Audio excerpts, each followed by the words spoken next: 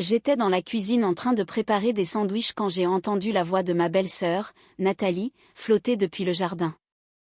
Elle ne criait pas, elle n'était pas en colère, son ton était décontracté, presque enjoué, comme si elle expliquait quelque chose d'évident à un enfant qui n'avait tout simplement pas encore compris, et c'est ce qui rendait la chose encore pire.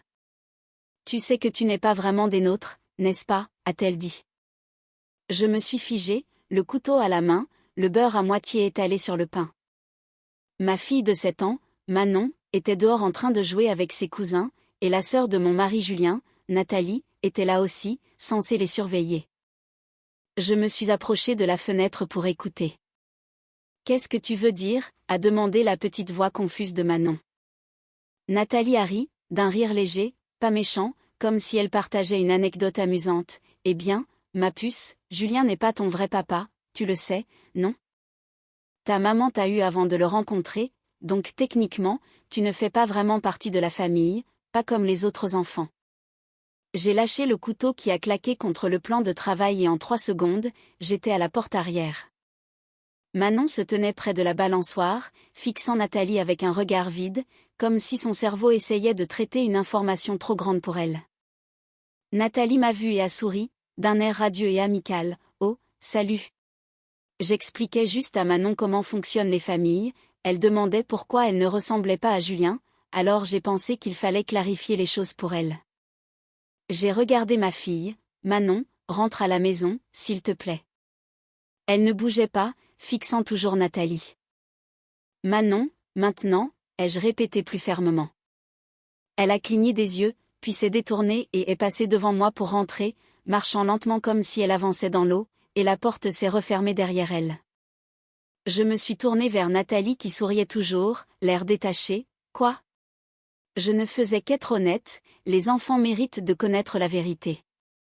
J'ai répondu d'une voix plate et contrôlée. « Tu as dit à ma fille de 7 ans qu'elle ne faisait pas partie de cette famille. » Nathalie a fait un geste de la main. « Je n'ai pas dit qu'elle n'en faisait pas partie, j'ai dit qu'elle n'était pas biologiquement de Julien, c'est juste un fait. » Elle a 7 ans, ai-je rétorqué.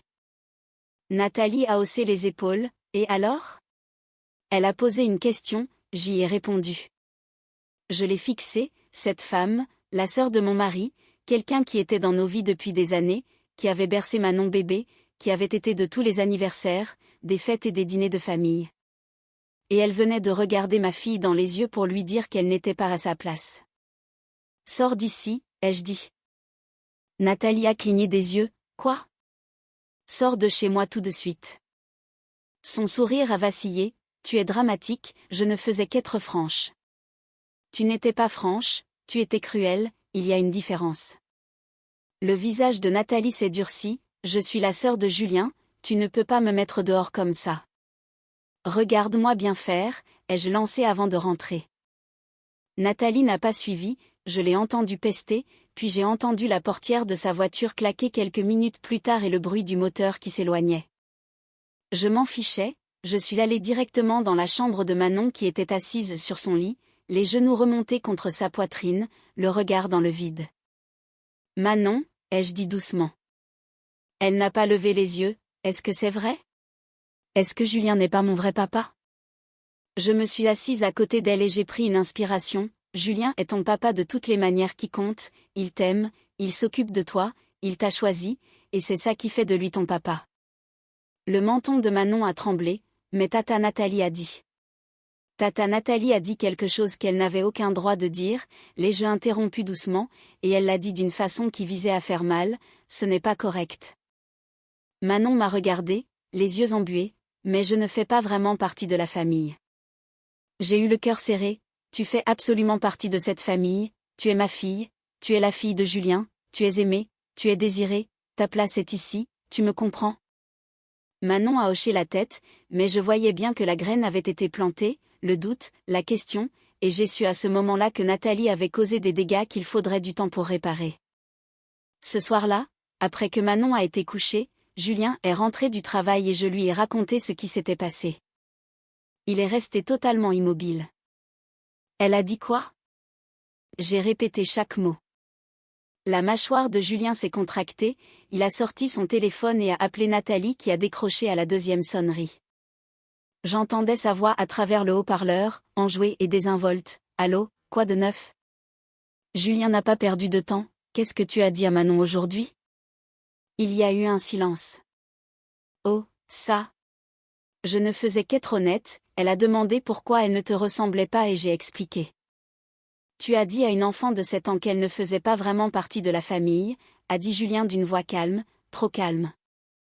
Nathalie a soupiré, j'ai dit qu'elle n'était pas biologiquement la tienne, c'est vrai. C'est ma fille, a répliqué Julien, et ça fait d'elle un membre de cette famille. Nathalie a ri, Julien, enfin, tu l'as adoptée, c'est différent. Non, a dit Julien, ça ne l'est pas. Écoute, a repris Nathalie, je dis juste qu'il y a une différence entre la vraie famille et... Elle s'est arrêtée. Et quoi? A demandé Julien, la voix plus basse. Nathalie a hésité, tu vois ce que je veux dire. Dis-le, a ordonné Julien, si tu le penses, dis-le à voix haute.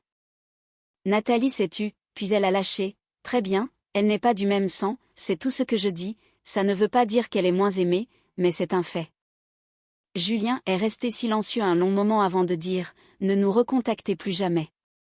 Le ton de Nathalie a changé, quoi? Tu m'as bien entendu, n'appelle pas, n'envoie pas de SMS, ne te pointe pas ici, tu n'es plus la bienvenue.